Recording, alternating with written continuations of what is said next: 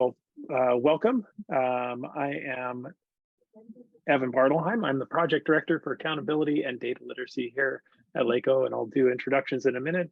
But just a quick agenda for today. We're going to start with our welcomes, and then we're going to move into a little bit of a network activity. We're going to look at an analysis of the statewide results for CASP and LPAC and everything. I think it was an opportunity we had recently to kind of get a broad overview. We thought it would be a good opportunity because a lot of times people don't have the time to sit down and really look at some of the analysis that's done, to share that analysis or part of that analysis, and then to actually have an opportunity for us to network a little bit and discuss what's going on. This is one of the elements of our DAAN that's been sadly missing for the last couple of years with only online activities, but there's some light at the end of the tunnel in that regard. We'll share that with you in the future.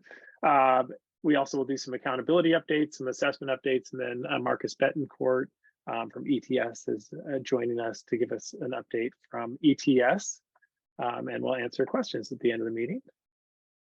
As I said, I'm Evan Bartelheim, and I'm joined today by my colleague Hillary Weissman, who's in the Accountability and Data Literacy Unit, Stephen Bartlett from our Assessment Unit, Stephanie Fortunato, also in the Assessment Unit, and then Margarita Sandoval, who's keeps it all together. She's our Accountability and Data Literacy Secretary, and then Jeremy Vinlund, who's our Data Specialist here in the Accountability Unit. Just as far as housekeeping goes, the purpose of DAAN is to keep everyone updated with the latest information from the CDE, from the State Board, other things that are going on in the field from ETS. This information is current as of yesterday, and there's a lot of fast changing things with regards to data previews and SARC and whatnot that we'll talk about. So if someone has more current information, feel free to share it, drop it in the chat. In all likelihood, we'll change some of the things. We'll have some updates by the time we put out our next DAAN Digest, which will be next week, where we'll follow up with any questions that we can't answer in the chat, or some that we do answer, but we just want to make sure everybody has a chance to see them. We'll also probably have some additional updates from the state at that time. And we will be posting a recording of this to our DAAN Canvas page. Just a quick overview of what's in our Canvas today. We've included the agenda. I did upload, since I took the screenshot on the right, our DAAN presentation for today, as well as the ETS presentation that Marcus and Wendy Missick will be providing. And then we have some specific pieces of information, the interpretation guide that's kind of the basis for the ETS and CDE presentation that we've kind of taken, and want to share some of that, as well as the full presentation that was given to RAND. So we're going to look at part of it, but not the whole thing, but I highly recommend taking a look at the whole thing. There's some great information there. Also, under accountability, we have some State Board, an update with regards to the dashboard, a couple new flyers that are up there. There's a RAN assessment update, and then additional flyers for our LACO workshops that are coming up, and we'll plug those when we get there. If you didn't already, we'd like to give you an opportunity here, and I think we'll drop it in the chat, to complete our DAAN survey. And this survey, it's a system survey, so we wanted to kind of find out what student information system do you use, what special ed data system do you use, what assessment tools do you use, are you using the interim assessment blocks, and which ones do you? These are all kind of gives us a broader understanding of what's going on out there, but our real goal is to kind of establish a database, so that if someone calls and says, do you know anybody who's a PowerSchool user who's dealt with this before, then we can look to our list and say, yeah, this is here are three options of school districts or charter schools that are using that system, especially some of the one-off systems. So we're hoping that you can fill that out, and you'll allow us to connect with one another over some specific resources. And maybe even, I remember getting a call when we were thinking about changing our student information system from another district saying, well, we were really looking at the system you have. What's the problem with it you're leaving? So those are the kinds of things that this database will hopefully fill out. And as if you didn't need enough incentive, the networking opportunities, if you enter before the end of today, we're going to draw at the end of the meeting. We're going to hand out 3 copies to different people of Stepan Mekatarian, our Glendale Unified School District friend and friend of DAAN, of his new book, Harnessing Formative Data for K-12 Leaders. It just came out. Congratulations, Stepan. And it's an amazing resource for school district leaders. It's got a companion, which is a teacher's guide to the harnessing formative assessment. And I know we're going to plug an upcoming opportunity for a workshop that the assessment unit is doing with Stefan. But anyway, we thought this would be a good opportunity to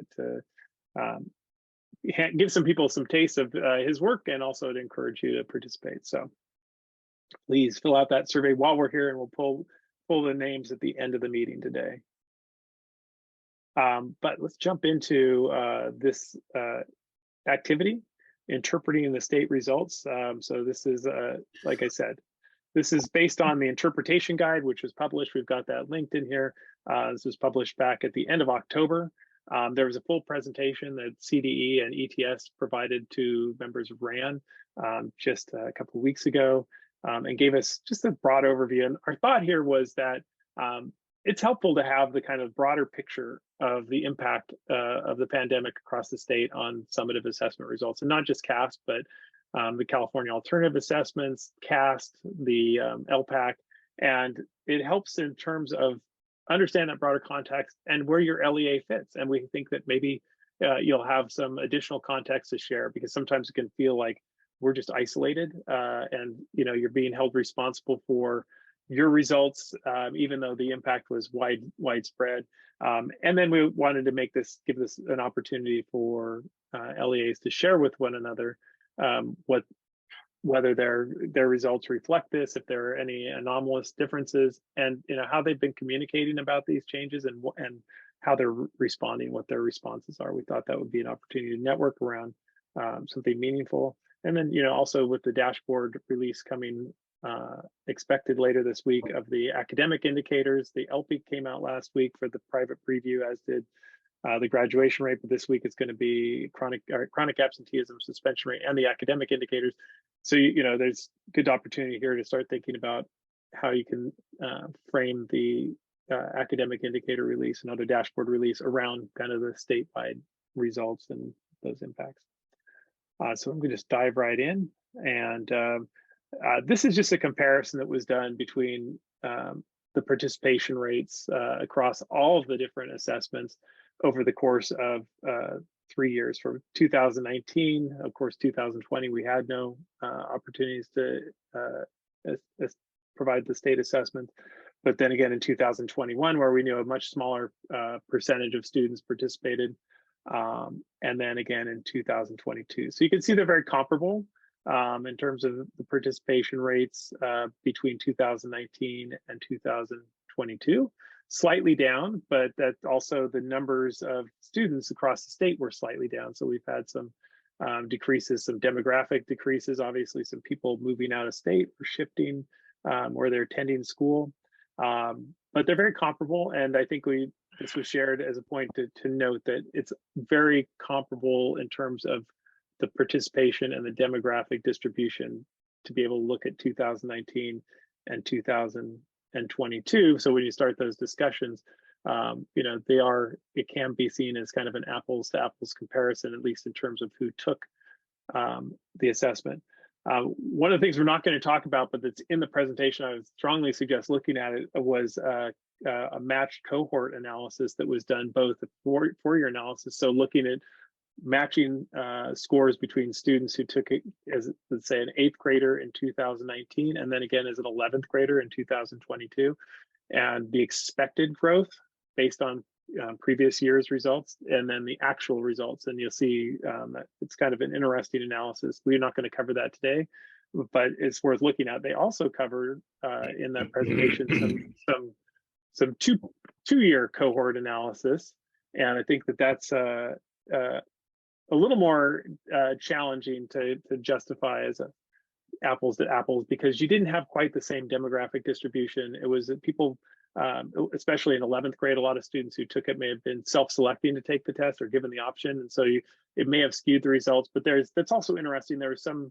suggestion, if you look at 21, 22, that there's already been some recovery among those students who took the test. So point of optimism, maybe you can look to that too if you did administer the 21 test. But what we found, and this should probably not surprise anyone, and this is just looking at it broadly. So the percentage of students meeting or exceeding standard, down in both ELA and math, and this is for all students thrown in. The percentage drop, obviously a bigger drop in math than there was in ELA. For CAS, though, it wasn't a significant drop. So CAS, and that may be reflected, and Stephanie's going to talk a little bit more about that, maybe a reflection of the newness of that test, right? And so we hadn't warmed up to it yet. And so we're getting kind of the same results when it was brand new to us. The alternative assessment, similarly, smallish drops, 2% drops for ELA and math. And then you see that the LPAC of the students achieving level 4 was basically the same from 2019 to 2022. And Stephen's going to talk a little bit more about some of the nuances of the LPAC. Overall, though, just in terms of the lag, so what you're seeing here is by grade level, the percentage drop of students meeting or exceeding standards. So this is where you may have some more interesting data to share. You may have seen differences here in your LEA, or this may be exactly what you saw, but as was expected, that grade 3, the percentage of students meeting or exceeding standard was significantly down in 2022 versus 2019. And these are the students who are basically learning to read, right? These were the early education, early literacy students who then were tested for the first time in 2022. And as we expected, they were down. But as you climb up the grade, you see that the loss for ELA was significantly less. Math, on the other hand, was kind of across the board. And these were rounded. I know it's a little bit weird, but I think, they're rounded up, but, roughly 7%.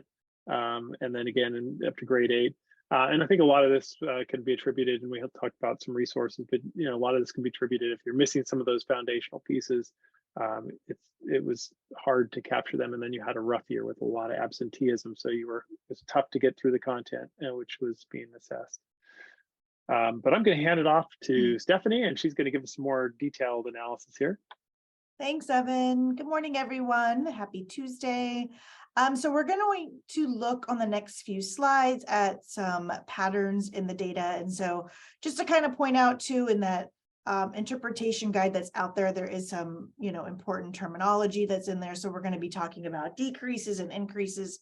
So just meaning that, those student scores, if they're decreasing, they're lower than they were for a previous group of students, but it's without accounting for differences between the groups, and then conversely for increasing. So you'll see here on grade 3, you'll notice that visually you're seeing a decrease in performance from the 2020-21 school year over 2018 and 19.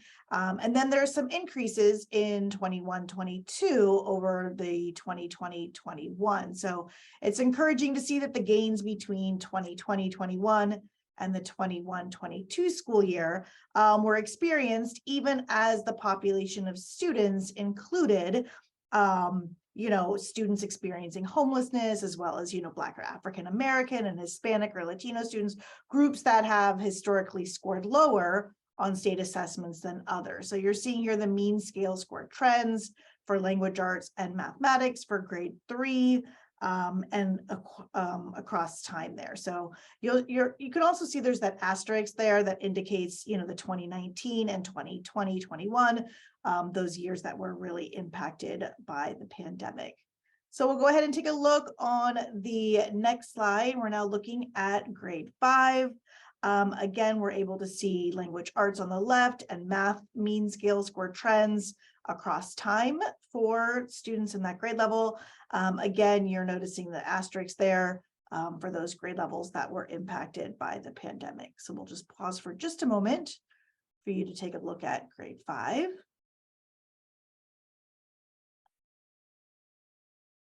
And the next slide is our grade 8 students, again, for language arts on the left, mean scale score trends, and on the right for mathematics across time.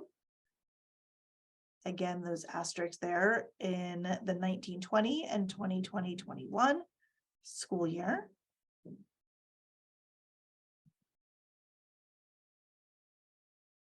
And then finally here for grade 11, and we're able to see here that for 11th grade, there are some increases in performance in 2020-21 to, historically high levels. And they're marked as a decrease, though, in the 21-22 school year to much lower levels with relatively even larger changes in mathematics. And so the unusual increase in 2020-21 scores may have been due to the fact that, students in grade 11 who were college bound were substantially overrepresented as a result of CSU placement policies that, really encourage students to take advantage of the statewide assessments to demonstrate their readiness for college level coursework in language arts and mathematics.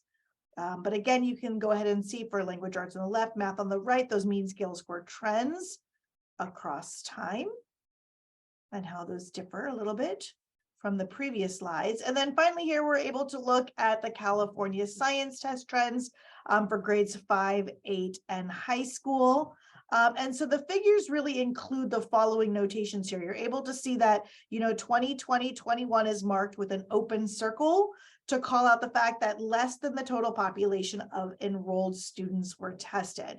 The 2020-21 data is connected to the 18-19 and also the 21-22 data with those dotted lines to indicate that comparing the 18-19 results to more recent years must also incorporate the considerations that we had just mentioned. And so I know Evan had mentioned as well, you're seeing that there was a decrease in performance in 2020-21 and also then a return to the 18-19 levels in 21-22 for grades 5 and 8.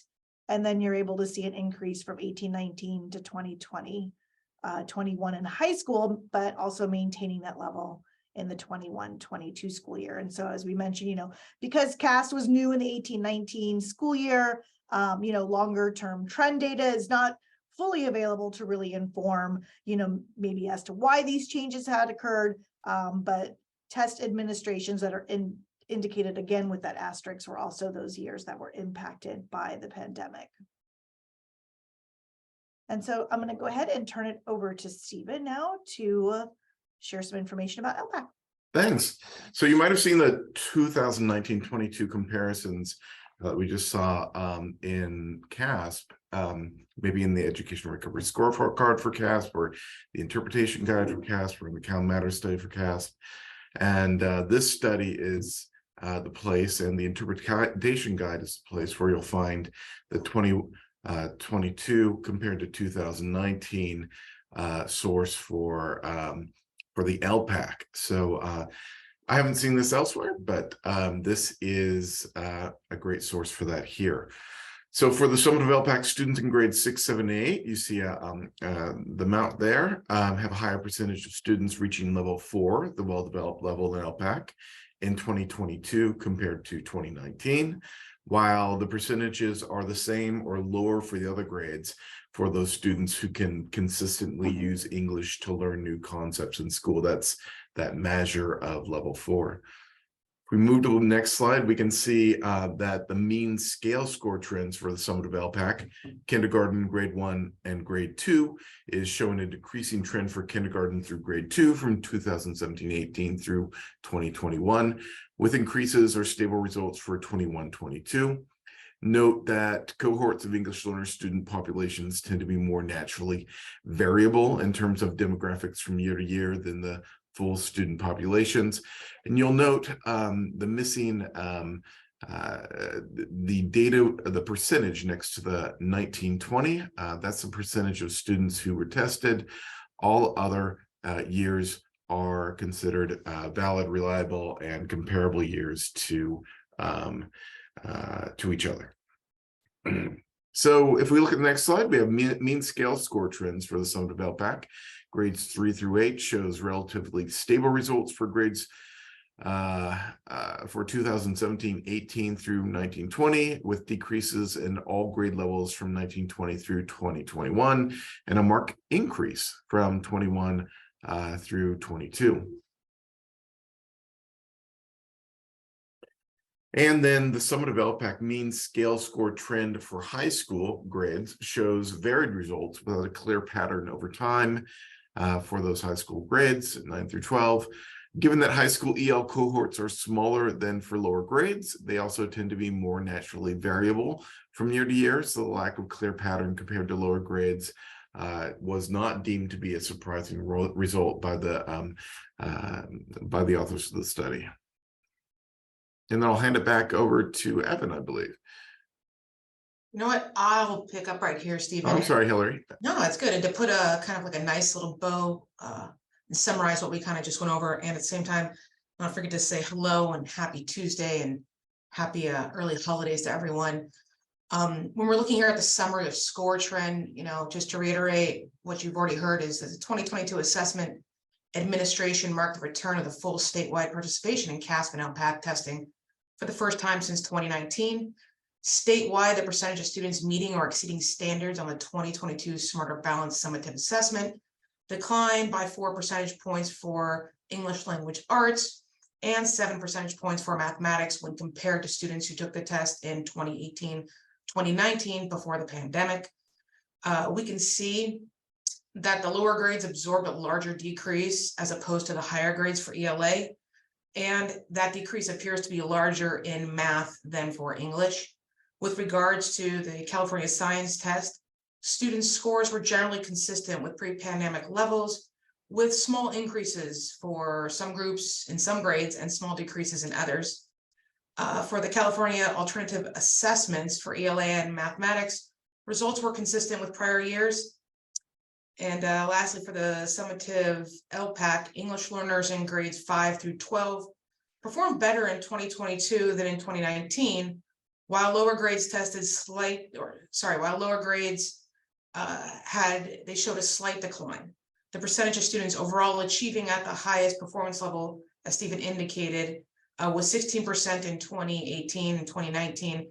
We see nearly all grade levels and were especially strong at the 12th grade level. As we move along to the next slide, comparability, there we go. So a study was conducted on the comparability between the full and the adjusted blueprints. And I think that this slide nicely captures and summarizes that conclusion, in which the adjusted blueprints with regard to content coverage is comparable due to the balanced proportional allocation of content across the claims and the depth of knowledge as compared to the full blueprints. Although the reliability of the adjusted blueprints is slightly lower than the full form, as you can see, it is still consistent with industry standards. As we move along here to some considerations for interpretation, the context surrounding teaching and learning in the 2021 and 2022 school year was different as compared to the pre-pandemic context, and should be taken into consideration when interpreting the 2021-22 CASP results. The impact of COVID continues to be significant for our students, families, and educators, and as such, we see that in our current assessment results. However, there are other considerations to take into account. I know Evan has mentioned a few of them in the beginning there, but we want to keep in mind the difference between students tested in 2021 and 2022 as compared to pre-COVID years, which is significantly less, especially since the 2020 and 2021 year, LEAs used locally selected assessments when administering the CASP was not a viable option. So that year resulted in some differences in demographics and the test-taking population. Additionally, when comparing the 2021 and 2022 results, the test prior to the pandemic, it is important to consider the environmental conditions and challenges experienced by our students and our families and our educators, especially in relation to remote testing. As districts continue to unpack their CASP and LPAC data in conjunction with the releasing of the dashboard indicators this month, it will become ever more important to leverage multiple measures of student achievement, both quantitative and qualitative, to provide educational partners with a vivid description of the conditions associated with those learning experiences in the past, currently, and in the future. Transparency will be the key, and clarity and essential in this process moving forward. I know as we move to the next slide here, Evan's going to kind of engage us in a networking opportunity. So I'll turn it over to him to get us started with that. Thanks, Silver. Yeah, so we thought, well, we'll stick you in breakout rooms. We haven't done it for a while. We'll do it early because we know you're going to come back for more. We do have an option if you really can't participate right now. But what we want to do is put you in like LEA-like breakout. So if you're a charter, you're going to have an option to join other charter schools. If you're a unified school district, other unified school districts.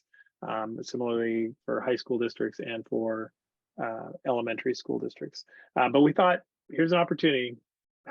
We've just discussed kind of at the highest level changes between 2019 and 2022. Maybe you didn't experience this. Maybe you actually went up. There were some anomalies out there. But how are the state trends reflected in your LEA's results? Are they the same, different? To discuss how they differ, if they do. And then more importantly, how have you communicated this within your LEA to your educational partners? Have you done a board presentation? Are you planning board presentations? We thought this would be the place where you could really connect to hear what others have done, what others have shared, and to try to put some context around it, especially this broader context, and what have you shared? And then also the next steps. What are you doing? What have you communicated about your next steps? Or what may you be communicating, especially in light of the dashboard release, where you're going to get talk about more data is going to provide a clearer picture. You're going to have chronic absenteeism reflected, and that's going to give you the opportunity to talk about how chronic absenteeism may have affected your academic performance this last year, among other things. So we thought this would be a good opportunity just to get into groups and share.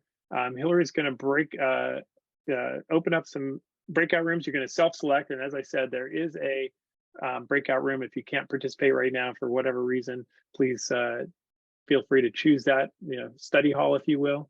But go ahead and open the breakout rooms now, and we're going to give you 10 minutes to share with one another. We're going to try to keep the breakout rooms a reasonable size. Go ahead and join a breakout room now. All right, welcome back. I hope that was good opportunity for you to reconnect, see some faces you may not have seen in a while, and share some insights. If you could, just drop in the chat any of the key takeaways, either things you heard from other colleagues or things that you shared yourself about the state trends, if they're reflective of what happened in your LEA or if there are differences there. And then really importantly, what you heard about what's being communicated to folks, and key next steps. If you could just drop anything in the chat for us. And we will follow up with you and actually ask for a presentation. I'm just kidding. But please drop something in the chat, and we are going to move on to some updates about accountability. So we see we have a lot of information to share in the time we have remaining. So a couple things from the state board recently, November 22. The board adopted with some revisions, some dashboard principles, and those are shared. There's an item that's shared in Canvas. I would recommend taking a look at them. They really provide some greater context. If you're responsible in your LEA for presenting dashboard results, it would be helpful to kind of have the understanding of what the principles of the dashboard are. And these include things like equity, transparency, but also flexibility and kind of constantly changing. So people may say, why is it always changing? Well, that's one of the principles, is that the dashboard is adjusting to reflect more accurately the performance of student achievement and finding different ways. In addition, the board reviewed a conversation from a prior meeting regarding the definition of English learners on the dashboard, specifically the question around the academic indicator and the use of the identification of reclassified students within that EL category for 4 years, and why they did that. And really it's about accuracy, or for the data to be reflected, more about a reflection of the LEA's performance overall. And it was really nuanced, but I would recommend taking a look at the kind of findings there. Also, they reviewed some LCAP requirements related to the English learner student group and how the performance of English learners is addressed by law in the LCAP. And finally, they unveiled 2 new flyers specific to English learners, and I've shared those on the next slide. So you have one flyer specific to how English learners are captured or defined on the dashboard, and then another that's very specific to how English learner student academic achievement is reflected on the dashboard for the academic indicators. And so you can see that English learners, while while the English learner category for academic indicators does include students who are reclassified for up to 4 years, they also have subheadings that include the specifics for current English learners, reclassified English learners only, and then English only students. So you get some nuance on the dashboard. That's a 2-pager, and we've uploaded those to Canvas.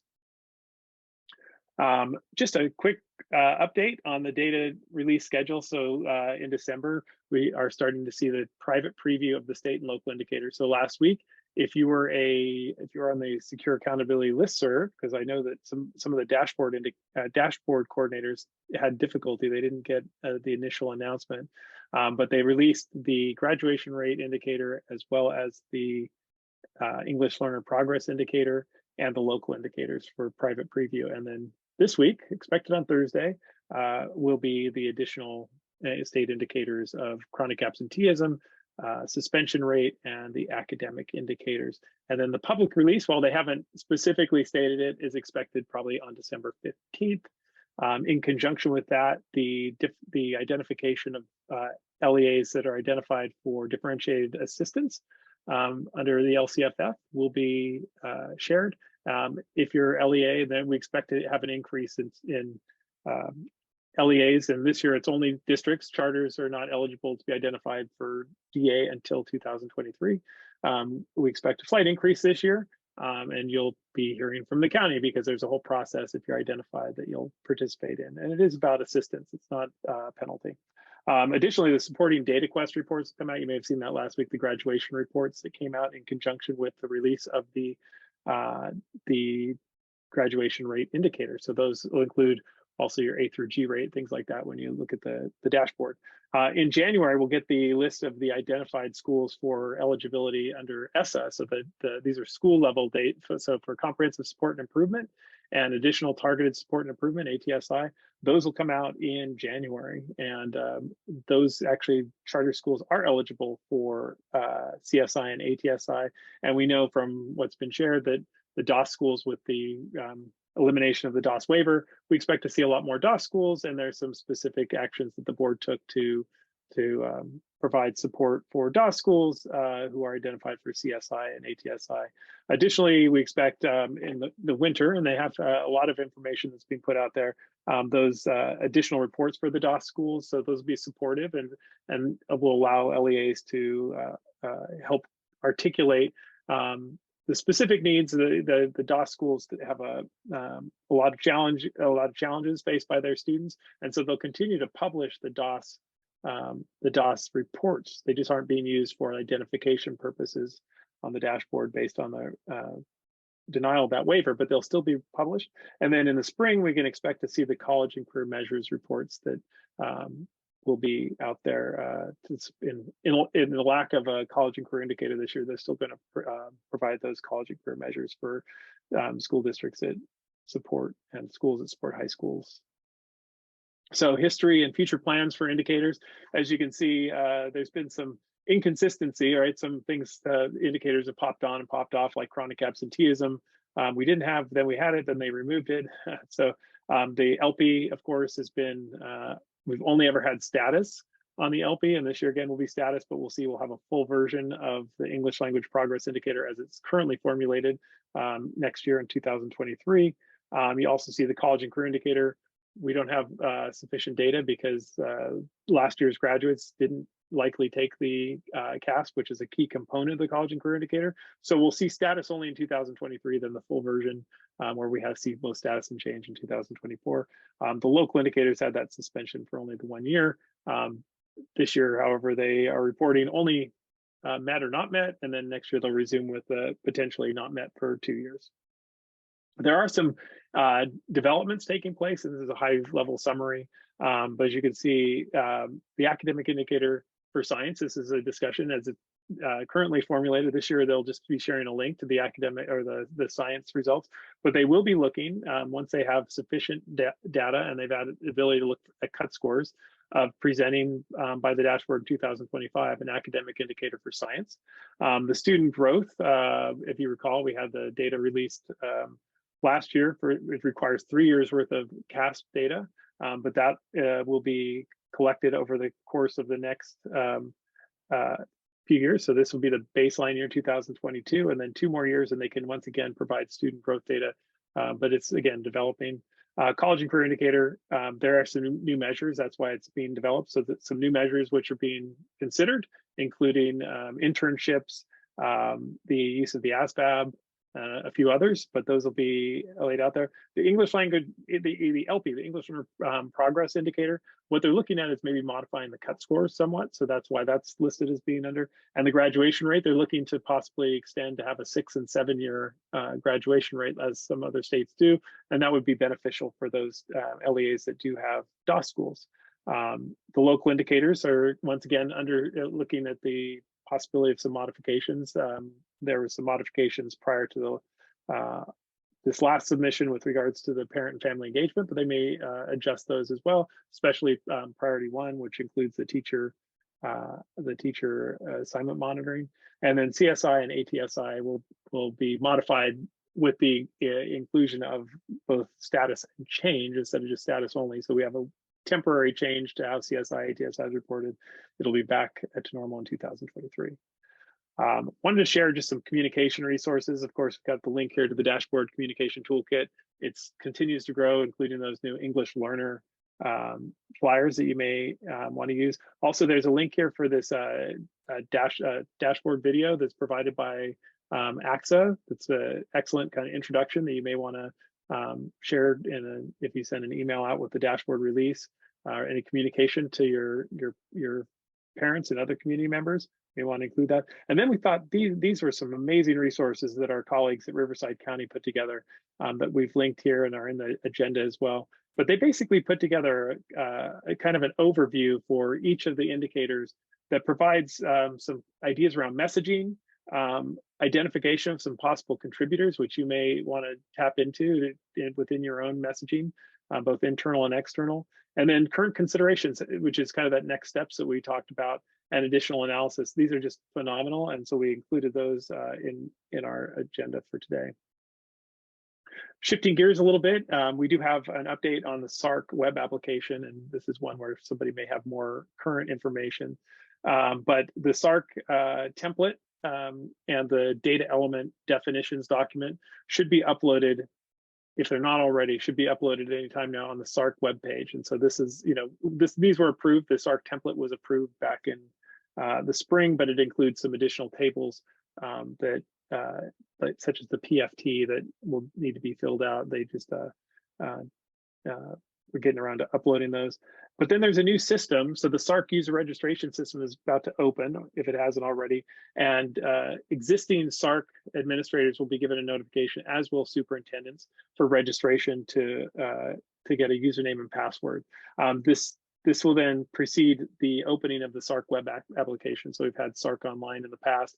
This is a revamping of the system. And so this will be posted sometime this month on the web page, and those of you who have the user accounts will then be able to log in and begin for those items that have to be completed by the LEA. You can have access to those.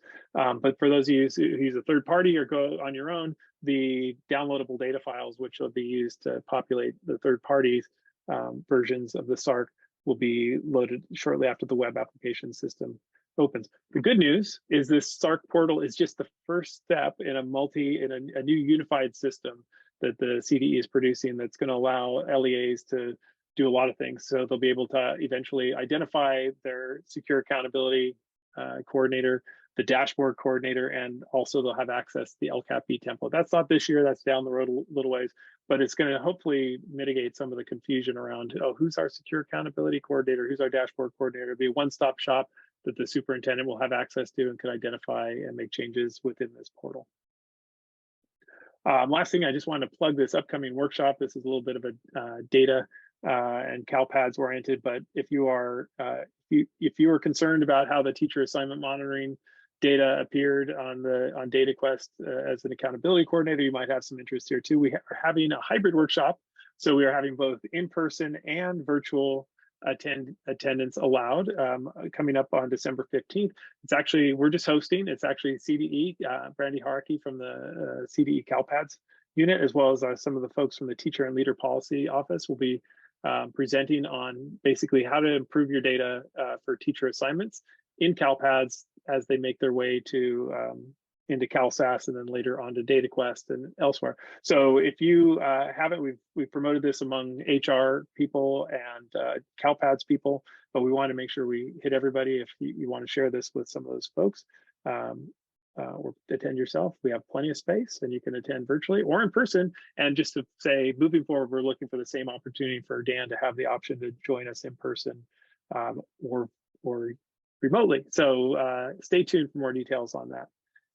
And now I'm going to hand it over to our assessment unit. Thanks, Evan.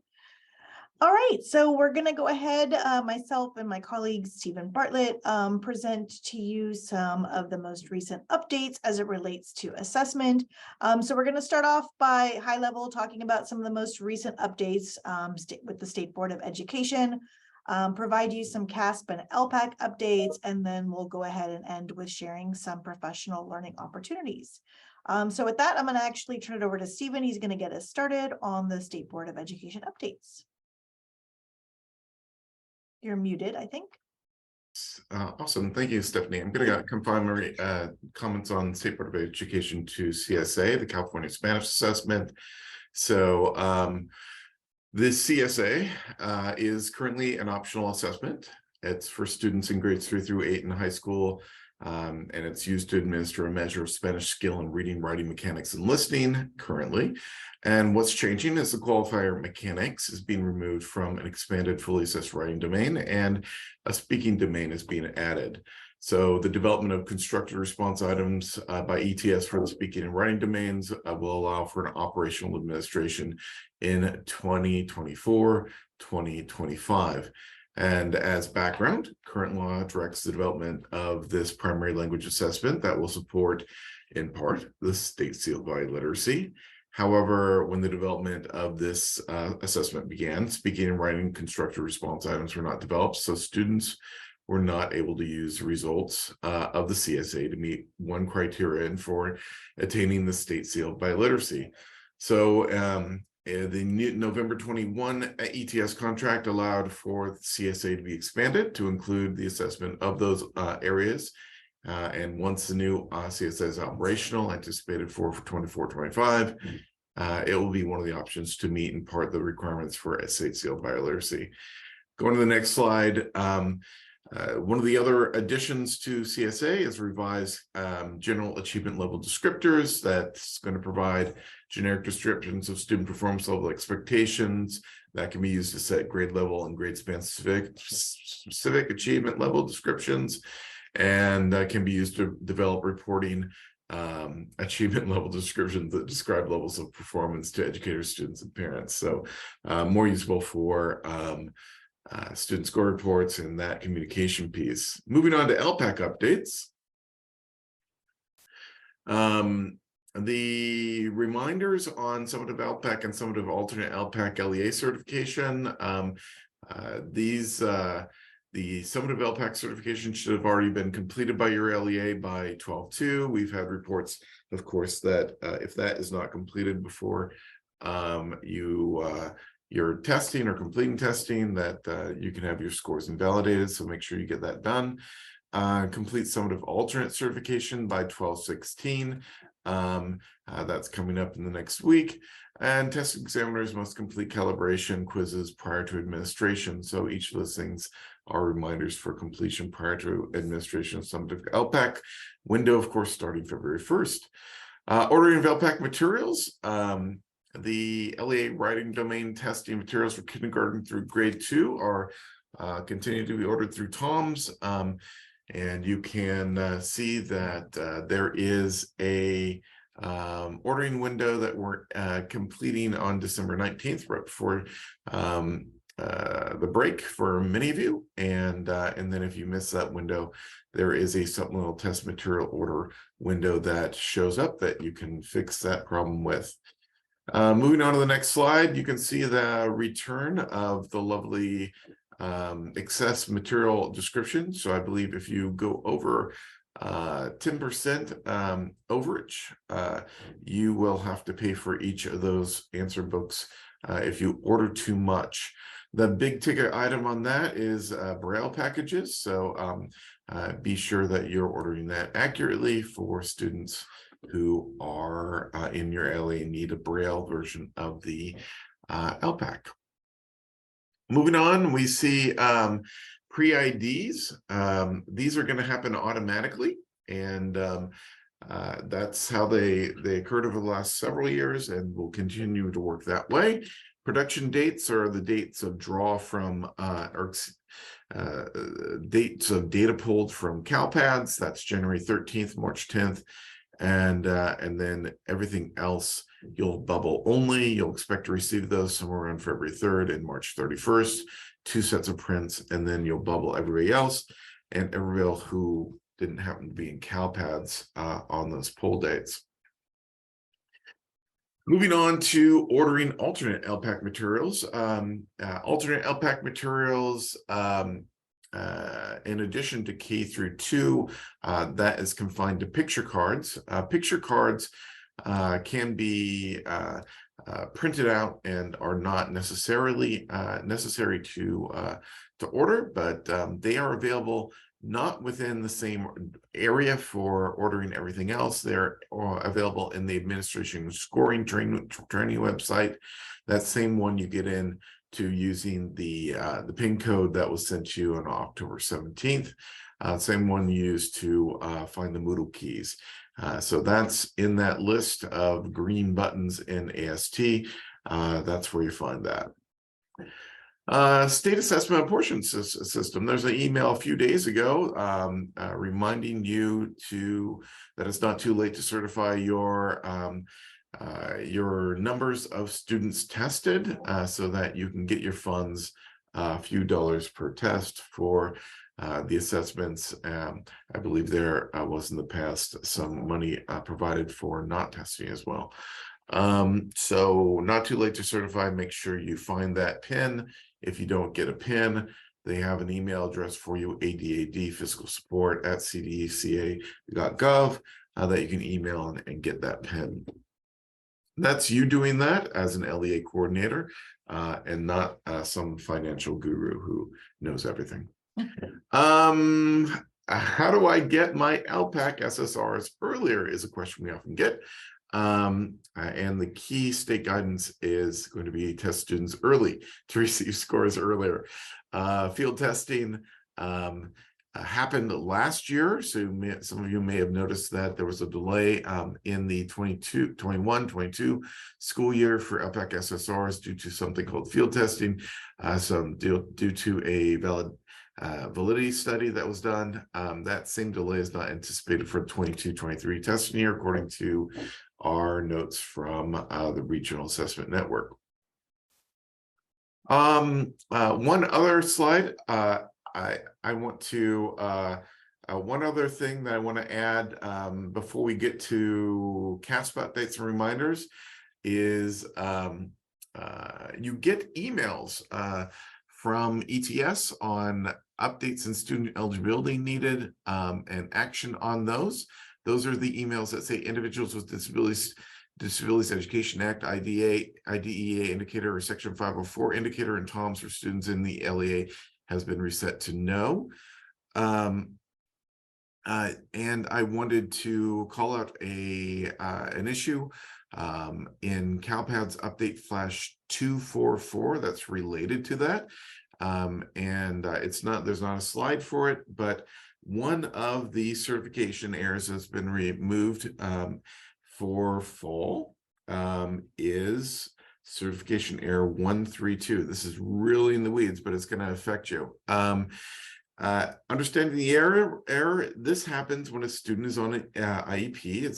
They're on an IEP and transferred to a new LEA, and a new SPED record must be submitted at the new LEA. So this, one of the checks for making sure that these emails don't come or these emails are resolved is being turned from a fatal error to a warning, which means that one of the checks is off currently and will be through December 20th in resolving this issue, this IDEA indicator issue. That means students testing currently with an initial LPAC or using current IABs or the call for science. Any test that's active now may not have a current IDEA indicator if you got an email for them. So look out for that and be aware and be sure you've got the correct status for assignment of cause or allowing students to have accommodations. Thanks. I'm going to turn it back over to Stephanie. Sorry for the unslided information there in the last few seconds. All right, thanks, Stephen. All right, yeah, so just the reminders here on this slide for CASP, just making sure that you're checking out the form assignments that are now available for language, arts, and math. This information was sent just recently, last week, in the December monthly update. So check out that information. There's also some live links here on the slide. So once you obtain the slide deck from the Canvas page, you can go ahead and select that and it'll take you right to that site. Just some additional reminders also about the California Alternate Assessment for Science. As you know, this window has been opened. This information was also shared in that assessment spotlight, but just as a reminder to making sure that test examiners have completed those examiner tutorials, which are found in Moodle. Again, making sure that you're checking the 22-23 form assignments for your specific LEA. There's also the administration and planning guide that you can find on that webpage. And so those will kind of, walk your test examiners through all of the pieces of information to be able to administer those 4 embedded performance tasks.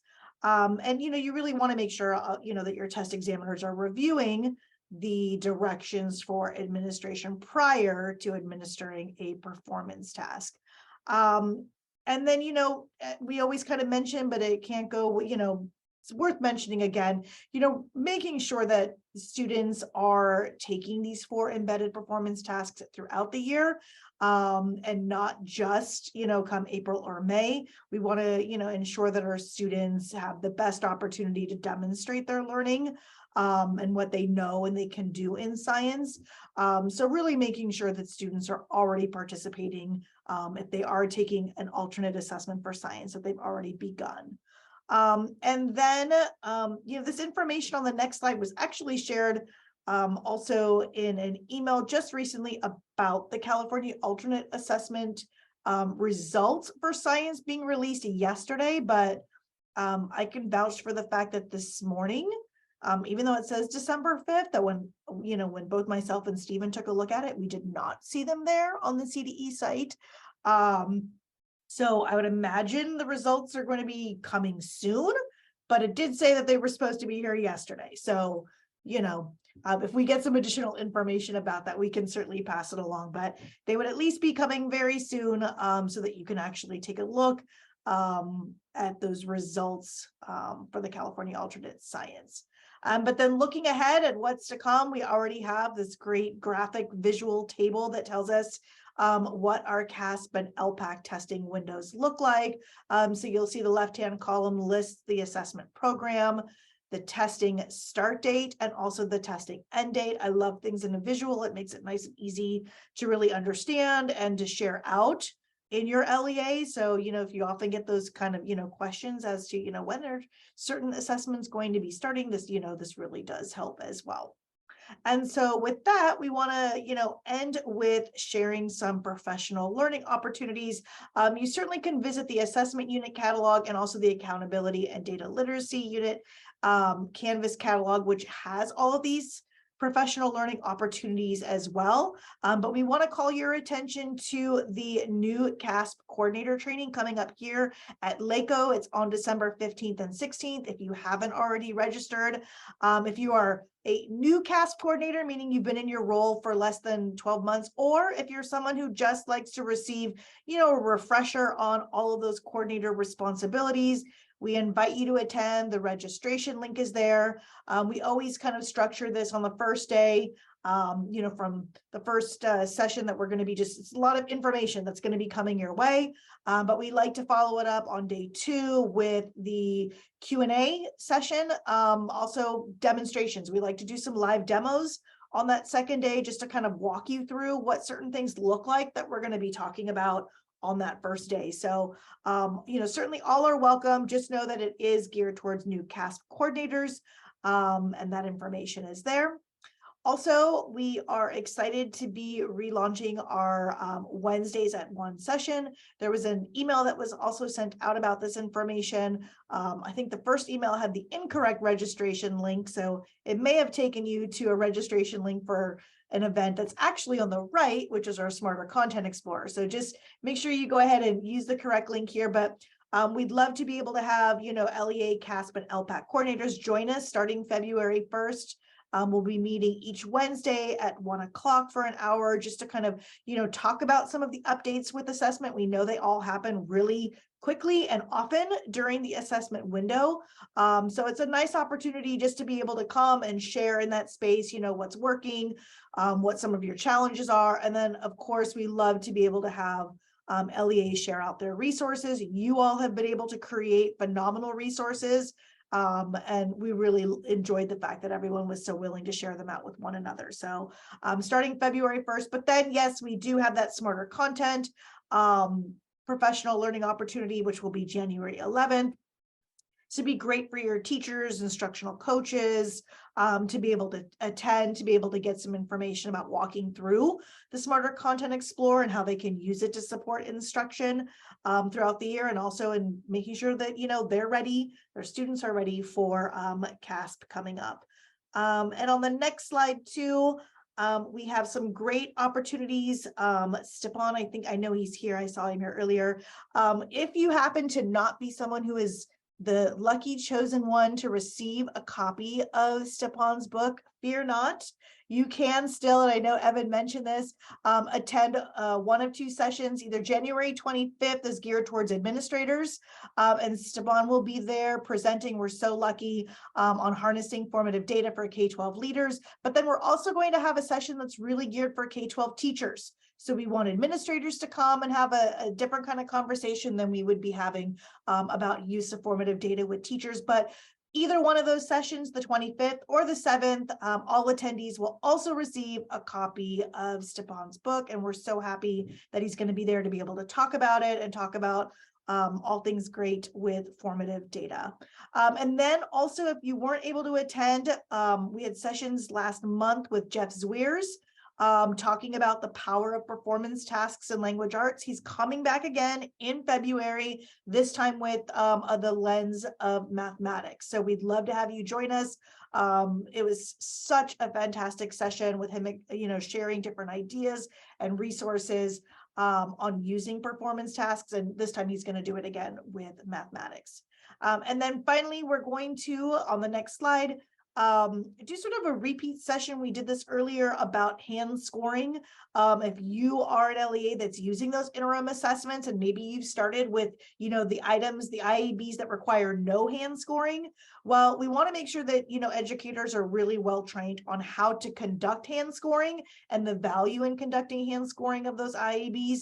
So we're going to have two different sessions, one for language arts and also one for mathematics, on how you actually can use that hand scoring process system, what that actually looks like as well. And so with that, I don't know if we're going to do Q&As now, if we're going to wait, but certainly on the next slide, also you have, our contact information is there as well. I think there were some Q&As or some questions we're doing in the chat right now.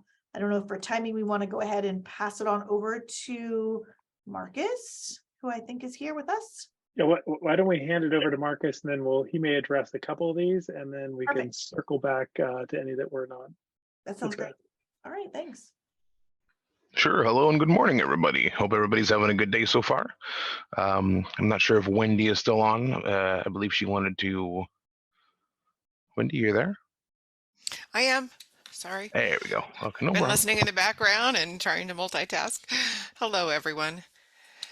All right, you guys actually touched base on a lot of the things that Marcus already has in his presentation, which is wonderful because that lets us know that you guys are on it, which we already knew that anyways. But just thank you so much for all that you do to provide the information to your group. So we do have some slides, and we'll just go through a couple of them really quickly. if you want to make me a co-host, I can share, or Evan, did you have those that somebody could pull them up? I made you a co-host. Oh, you did. Okay. You have it handy. Perfect. Let me just go ahead then and share my screen. And we'll get rid of the chat over there. Okay. Let me know if you can see it. Not yet. Not yet. No. Not yet. Okay. Let's try again. Share. Oh, it's starting to. There you go. Okay. There we go. Okay. All right. Good. All right. So we all know who we are, what we're doing here. I don't know how much time we really have. I think you guys, are you over time already, or how much No, time do we you have for us? the meeting's scheduled till 10:30. It's 10:15 now, so we Okay. have time to get your slides and answer some Oh, questions. perfect. Well, wonderful. Thank you. So this is just a recap. We've shown this before, but just where and how you can locate information. And the one that I really want to highlight is Get Answers, especially for anyone who is trying to figure out where to find something on the web page or in a manual. If you go to casp.org or lpac.org, you will find that there is a quick link at the top of the page, and you can just click Get Answers, and it will take you to a page where it gives instructions you can put in, like if you're looking for users, security affidavit, uploads. Put in those words and it'll help guide you and take you to potential locations and information that you're needing. That might help get you some information before needing to contact Marcus. Or calling the 800 Caltech group. For Marcus, his region 11 at ets.org. So email him if you need.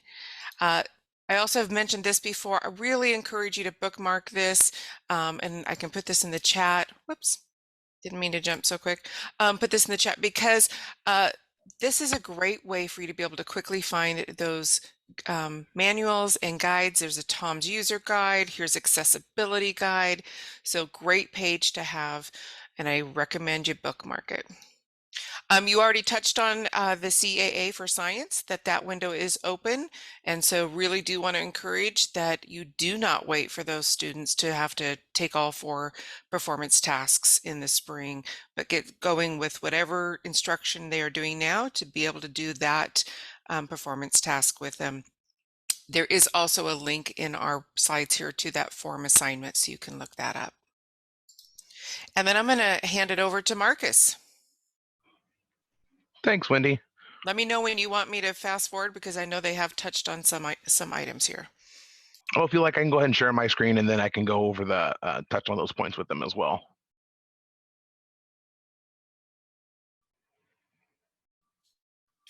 You have co-host?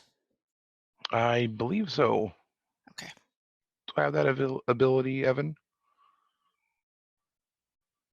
Yeah, you should have it. Let me double check. Okay, But cool.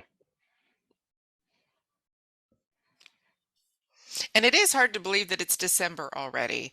So hope you all had a great Thanksgiving and are looking forward to the winter break. I know I am. Marcus, you have co-host, so I think you should. There you go. Okay, perfect. Yeah, so a couple of these, can you guys all see that? I'm gonna just fast forward through a couple of these slides here.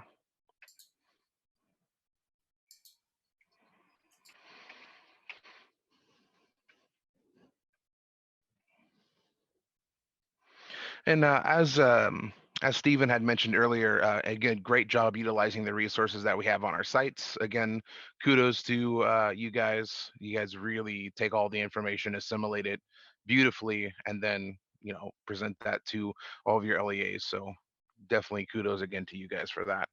So as you can see, the Summit of LPAC test materials order, that window is open now currently. I believe Stephen shared this already, so just touching up on it a little bit as well. I've also included links as well.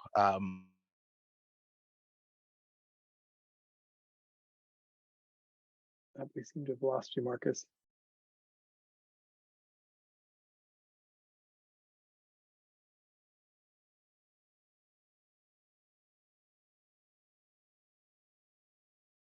Marcus, if you're talking, we cannot hear you.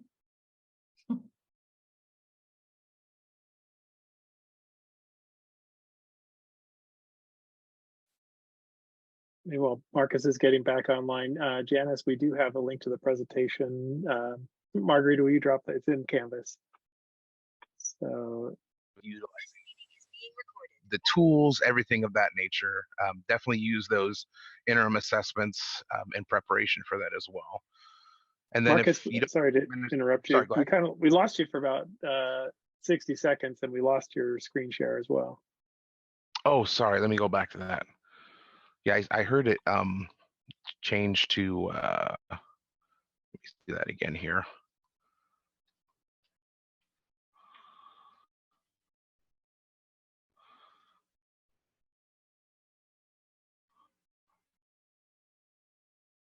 Can you see everything okay now again? We sure can. Okay, perfect. As I was saying before, I'm not sure if it had cut me off at the interim when I was speaking about the interim assessments, but definitely just as an overview, utilizing those interim assessments will be very helpful when it comes time for the summative CASP assessments. It's going to allow students just to be able to familiarize themselves with the testing interface, utilizing the tools, the supports, and or the accommodations that have been added for them as well. So everything again in the interim environment mirrors in the summative environment as well. So it's just going to be helpful for those students. If you choose not to quite do the interims yet, we do have practice and training tests available using these links listed as well. We also have a video included on how to use the online practice and training tests. So you can definitely use those as well, even before starting the interims. So this is something I like to touch on a little bit as well before we gear up for even the interims and besides the summatives as well, is just making sure all of your users are uploaded.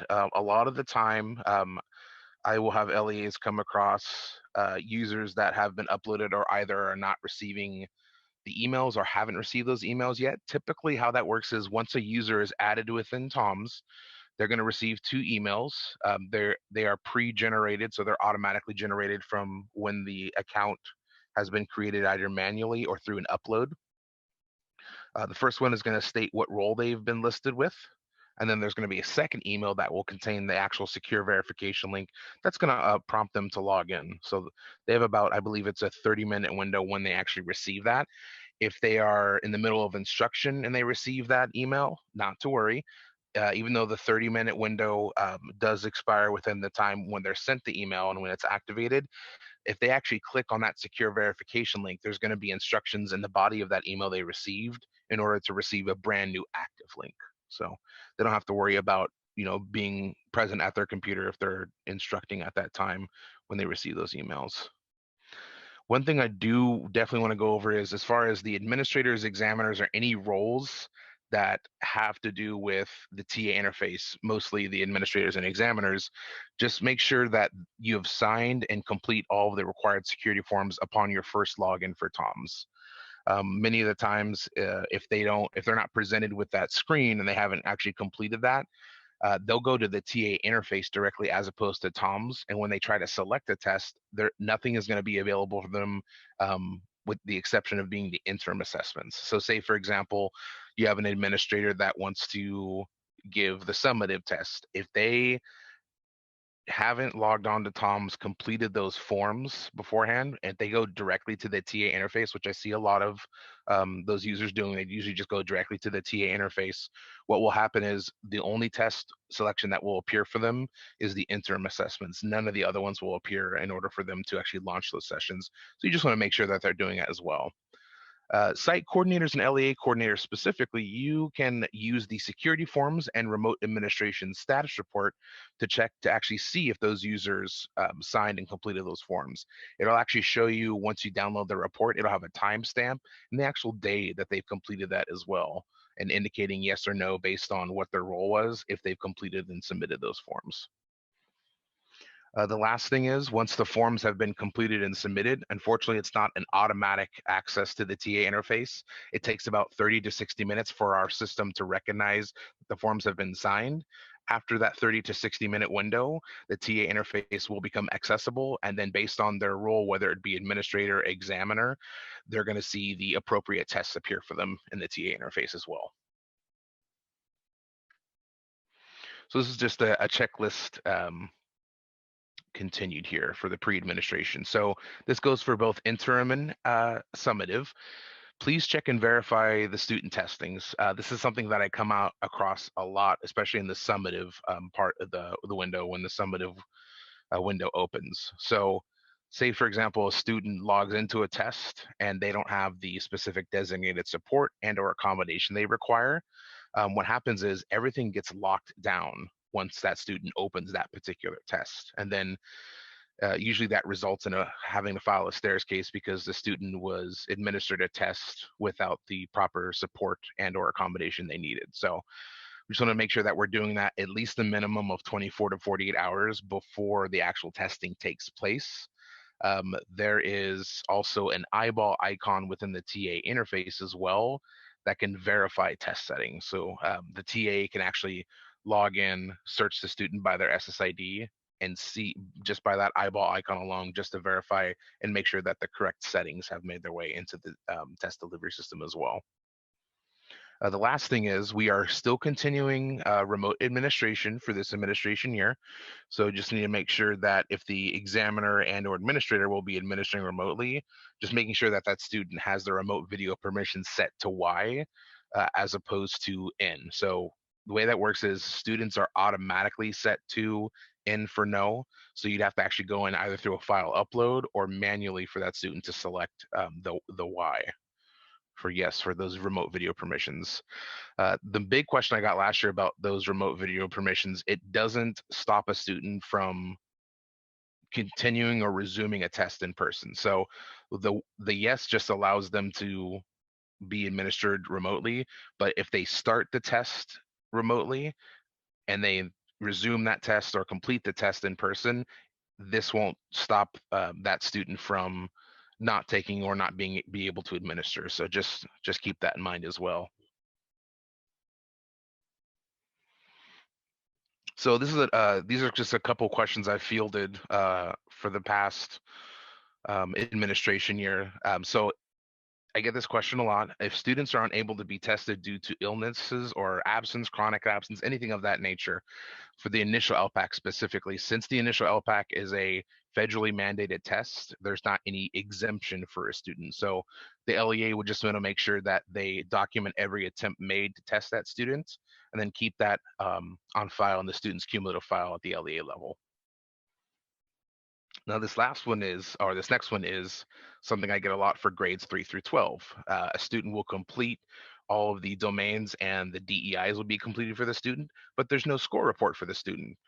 So for grades 3 through 12, you just want to make sure that those users that administered the test, that they are also going into the initial assessment teacher hand scoring system and actually grading those responses. Because what happens a lot of the times is they'll complete all the domains, and again, the report isn't there. So you want to make sure that they are hand scoring those responses, and then when they're in the teacher hand scoring system, making sure that they are marking as complete as well, so that those can be then sent and then the score can be generated as well. This is another big one that I'd like to go over with the LEA coordinators and the site coordinators. Specifically, sorry about that, I got some stuff incoming here from my counterpart here. So using the completion reports, using specifically the links, not the actual reports within TOMS. The TOMS reports are a bit delayed. So what happens is once a student completes an assessment, it takes about a 24-hour period to actually reach TOMS for the completion reports in TOMS to update. As you can see on the screen here, if you select the links button and then this completion status link listed here under test administration, you'll be able to actually access the plan and manage testing system. This is a little bit of a more real-time report that you can pull up at any point. It can be used for interim assessments, initial LPAC, summative LPAC, and then also the summative as well. So you can always utilize that to verify where a student is in the test. And I have a screenshot of what it actually looks like under the plan and manage system. The next slide here. So as you can see, the completion status reports, this is specifically the plan and manage testing feature that we have here. There are a couple different search filters that you can use, as you can see here on the screen. I believe your district should auto-populate, and then if you're an LEA coordinator, it should auto-populate and you'll be able to check the school. And then if you're a site coordinator utilizing this feature, it's going to automatically default to your site. So you can look for a student by their first name, their SSID, grade level when assessed. There's many search filters that you can use. There's an advanced feature as well, where you can add or subtract any criteria based on what you're looking for as far as the student information. And then under the choose what, it shows smarter ICA, but if you actually access the plan and manage testing system, you'll see all the tests available for you there under that dropdown. And then you can also check, if you can see on the right there, it shows the test name. It'll actually pull up the specific test that student completed, and it'll actually show you in the completion reports under Get Specific which test you're actually looking for as well. Now, the last thing is under the Get Specific, there's a couple different radio buttons there, as you can see. The first one that's been highlighted is the one that I find that is most utilized for students who have, and under that drop-down selection, you have or have not, and then completed or started. Now, as you can see, the drop-down defaults to any, but when you're using interim assessments, if you select that drop-down under any, you're going to get first, second, and third opportunities, and those are specific to the ICAs, if any have been given. So you'll be able to see the opportunities on which whether a student has, have or have not, or completed or started any of those opportunities. And then as you go through the rest of the radio buttons there's some other criteria you can look for as well. You can actually look by so the status of a student, any of their opportunities. The third shows using SSID, and I believe in that space you can enter up to 20 SSIDs if you're looking for specific students. Students whose current opportunity will expire in X amount of days. And then the last one, you can actually input the session ID and then the date ranges as well. So there's a lot of information there, and there's a lot of search filters that you can use to get very specific information for students who have or have not completed or started in any of those opportunities. Any questions or anything I'm going to go back to the chat. I'm going to stop sharing now.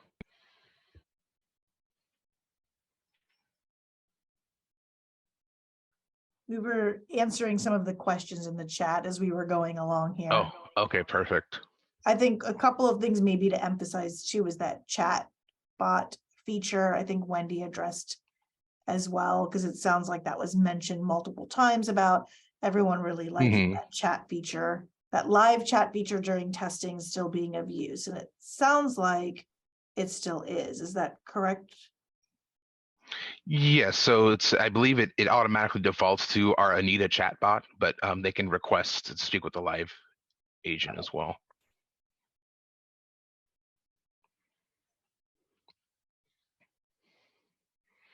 So definitely use, those completion reports, definitely use those, because those are very, very helpful in real time just to see students' completion status as well. And then do you know if the CASP directions for administration, the script that the teachers used, is going to be put out as a contiguous PDF, or is it going to be posted on a website like last year? Do you know how that's going to be done this year yet by any chance?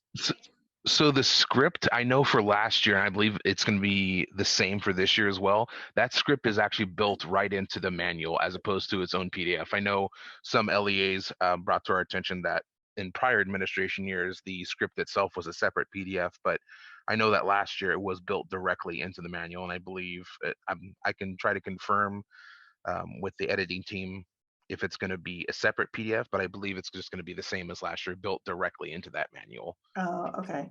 Once you get confirmation, do you mind letting us know just for sure, so we can just share it out? Sure, of course, yeah. Yeah, I can definitely make a note of that for you, no problem. Okay. I don't see any other super pressing questions, and we are past 10:30 now. And we still have to do a drawing for our 3 books. So if we didn't get to the question, we will definitely include it in our follow-up, which we'll send out next week via the DAAN digest. And we will be sure to address any unanswered questions, include any of the answered questions. So people that had to leave will also hear those responses. Want to thank both Marcus and Wendy for joining us. It's great to have you here. We really appreciate you being able to set time aside to answer questions directly.